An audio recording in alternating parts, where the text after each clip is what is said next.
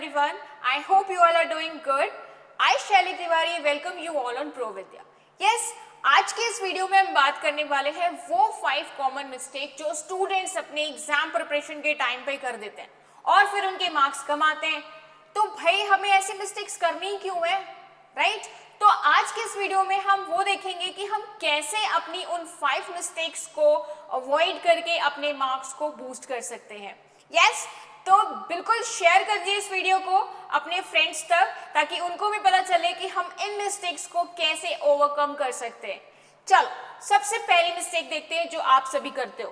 Very common mistake and first mistake, neglecting the exam pattern and syllabus. ये students आप क्या करते हो, जहां से भी आपको क्वेश्चंस मिलते हैं आईपी मैट के, आप बस उसको सॉल्व करने लग जाते हो. बट आपको ध्यान रखना है कि आपको वो रिलेवेंट टॉपिक ही चूज करना है सॉल्व करने के लिए जो आपके एग्जामिनेशन में आने वाला है. तो ऐसी मिस्टेक्स को कम करने के लिए, अवॉइड करने के लिए आपको क्या करना है, सबसे पहले आपको पेपर पैटर्न देखना है कि पेपर का पैटर्न कैसा है. सिलेबस पूरा देखना है कि क्या क्या टॉपिक इंक्लूड है, साथ ही साथ उस पर प्रैक्टिस क्वेश्चन सॉल्व करना है. और यस, प्रीवियस ईयर के पेपर को देखना मत भूलिएगा क्योंकि वहां से पता चलता है कि क्वेश्चन किस टाइप के पूछे जा रहे हैं. ठीक है, तो आई होप अब आप समझ गए होंगे कि ये मिस्टेक आपको कैसे ओवरकम करनी है. चलो सेकंड मिस्टेक्स देखते हैं जो आप लोग बहुत करते हो. सेकंड मिस्टेक्स हमारी क्या है कि यस, पुअर टाइम मैनेजमेंट. बच्चे आपका टाइम मैनेज नहीं होता.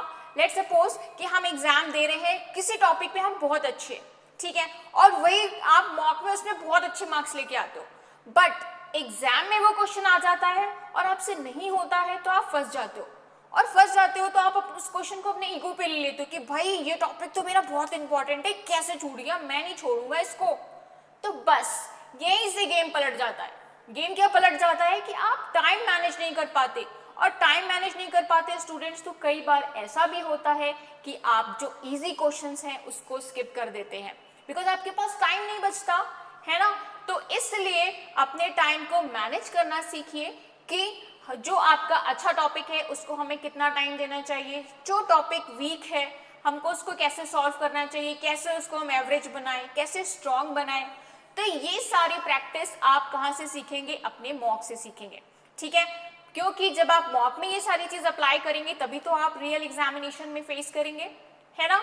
तो अपने टाइम मैनेज करना है आपको कि किस टॉपिक को, किस सेक्शन को, किस पर्टिकुलर क्वेश्चन को हमें कितना टाइम देना है.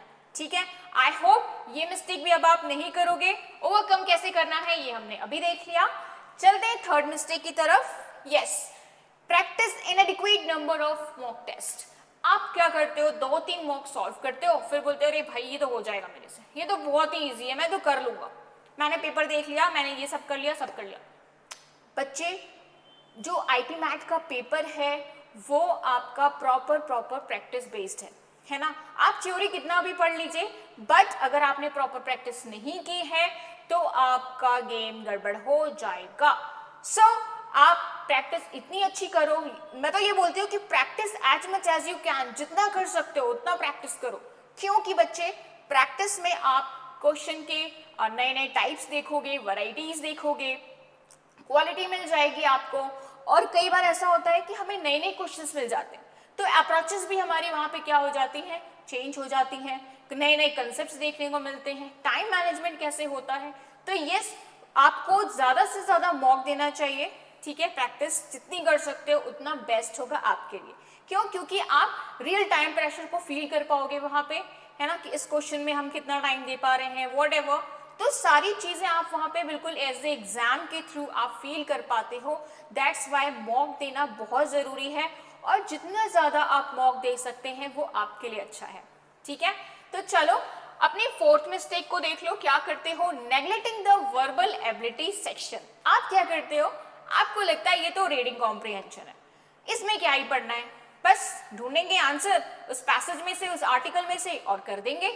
ग्रामर तो हमने स्कूल टाइम में पढ़ी थी, हमें तो ग्रामर बहुत अच्छे से आती है. वो कैब, भाई इतनी सारी वो कैब कैसे लर्न करें.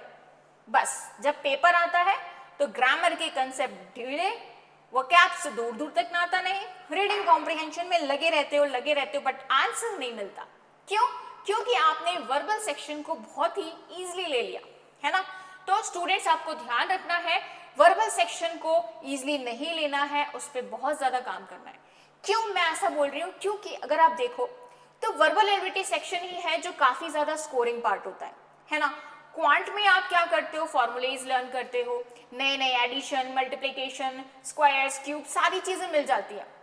बट एक पैसेज में क्या करना है आपको, सारा आंसर आपको वहीं पे मिल जाएगा। कोई अलग से फॉर्मूला लर्न करना पड़ा, कोई मल्टीप्लिकेशन डिवीजन करना पड़ा, टेबल यूज करनी पड़ी, नहीं। बस आपको अपनी अंडरस्टैंडिंग पे काम करना है। और अंडरस्टैंडिंग पे काम कैसे करेंगे? जब आप अपनी रीडिंग अच्छी करेंगे, राइट। और देखो, अगर आपने अपनी अंडरस्टैंडिंग अच्छी कर ली तो आप पैराजम्बल्स के क्वेश्चन आराम से कर सकते हो, पैरा कंप्लीशंस के क्वेश्चन आराम से कर सकते हो, सेंटेंस कंप्लीशन के क्वेश्चन आराम से कर सकते हो, आराम से कर सकते हो, है ना। तो क्योंकि ये सारे कहीं ना कहीं किससे रिलेटेड है, आपकी अंडरस्टैंडिंग, आपकी ग्रैस्पिंग पावर, इन सब चीजों पे ये डिपेंड होता है। तो यस स्टूडेंट्स, जिस दिन आपने सोच लिया कि मुझे एग्जाम क्रैक करना है, डेली आपको एक आर्टिकल पढ़ना चाहिए, ठीक है। उससे रिलेटेड जो भी वो कैप्स मिले आप उनको यूज करिए, तभी आप वर्बल एबिलिटी सेक्शन पे अपनी कमांड पा पाओगे, ठीक है। तो आज से, अभी से वर्बल एबिलिटी सेक्शन को ईजिली नहीं लेना, ओके।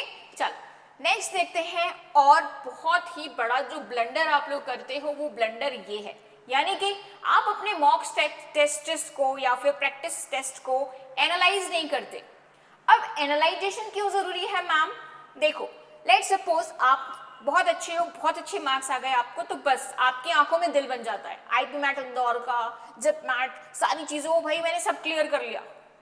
लेकिन आपको क्लियर रियल एग्जामिनेशन करना है बच्चे।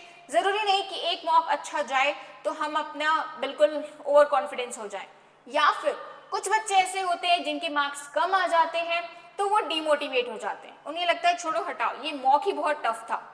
ऐसे नहीं होता बच्चे, अगर कोई चीज टफ है तो सबके लिए टफ है, इजी है तो सबके लिए इजी है।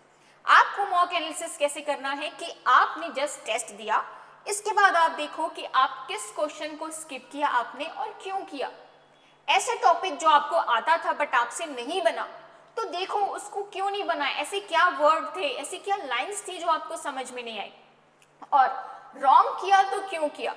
ये सारी चीजें जब आप देखना स्टार्ट करोगे तो वो प्रॉपर एनालिसिस होता है। और जब आपने अपनी गलतियों पे काम करना स्टार्ट कर दिया तो ऑटोमेटिक आपके मार्क्स बूस्ट हो जाएंगे।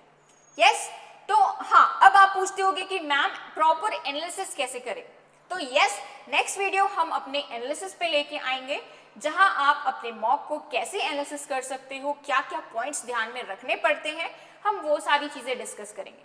तो यस, आज हमने 5 कॉमन मिस्टेक डिस्कस किया, जहां पे आपने ये देखा कि आप क्या क्या मिस्टेक्स करते हो, उसको कैसे आप अवॉइड कर सकते हो, कैसे ओवरकम कर सकते हो।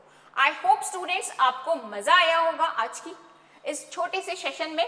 हम मिलते हैं अपने नेक्स्ट सेशन में, बट हाँ, कैसा लगा ये वीडियो आप बिल्कुल कमेंट सेक्शन में बताइएगा।